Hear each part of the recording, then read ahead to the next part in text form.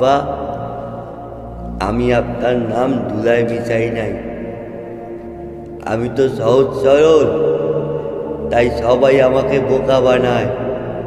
আমি চুরি করি নাই আব্বা, আমাকে মাফ করে দিবেন।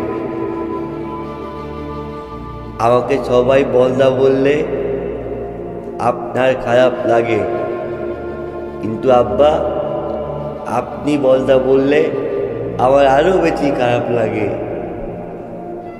কিন্তু আপনিও তো বুঝেন নাই, আম্মাও তো বুঝে নাই। আমাকে মাফ করবেন, আপনার মরা মুখটা আমি দেখতে পারবো না আব্বা। আম্মা, আমি তো চলে যাচ্ছি, আর আপনার অফিসে কথা শুনতে হবে না আমাকে নিয়ে। আপনি এখন থেকে রাস্তায় হাঁটতে পারবেন আম্মা, কেউ